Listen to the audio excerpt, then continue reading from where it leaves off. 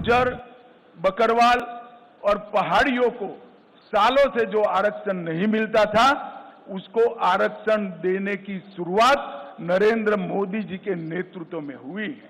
उमर साहब, चूंटनी का नतीजा जो आए वो आए, हम गुर्जर, बकरवाल और पहाड़ी के आरक्षण को आपको छूने नहीं देंगे, ये बात आप याद रखें। पहले डेमोक्रेसी 3 परिवारों में सीमित होकर रह गई थी।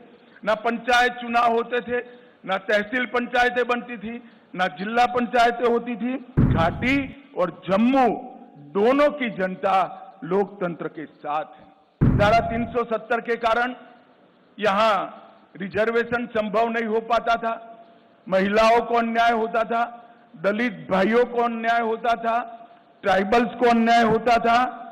भारतीय जनता पार्टी की नरेंद्र मोदी सरकार ने यहां आरक्षण को जमीन पर उतारने का काम किया है।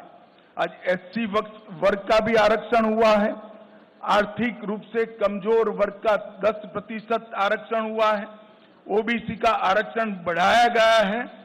गुर्जर, बकरवाल और पहाड़ियों को सालों से जो आरक्षण नहीं मिलता था, उसको आरक्षण देने की शुरुआत नरेंद्र मोदी जी के नेतृत्व में हुई है।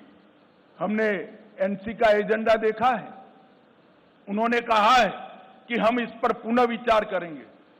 मैं श्री उमर अब्दुल्ला को बताना चाहता हूं, उमर साहब, चूंटनी का नतीजा जो आए वो आए, हम गुर्जर, बकरवाल और पहाड़ी के आरक्षण को आपको छूने नहीं देंगे, ये बात आप याद रखें। ये भारतीय जनता पार्टी का संकल्प है।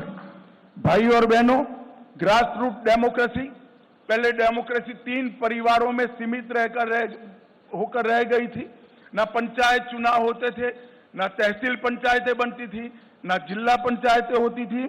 भारतीय जनता पार्टी की सरकार ने ग्राम पंचायत, तहसील पंचायत, जिला पंचायत और म्यूनिसिपैलिटी के चुनाव कर पंचायती राज को बहाल करने का काम किया है और यहां लोकतंत्र को प्रस्थापित किया है।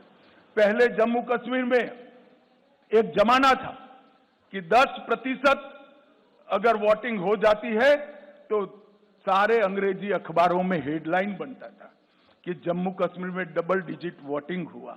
आज मैं बताना चाहता हूं, ब्लॉक विकास परिषद के चुनावों में 98.3% और अभी जो हुआ आम चुनाव, उसमें 58.46% वोट, जो रिकॉर्ड वोट है, जो बताता है कि घाटी और जम्मू दोनों की जनता लोकतंत्र के साथ है।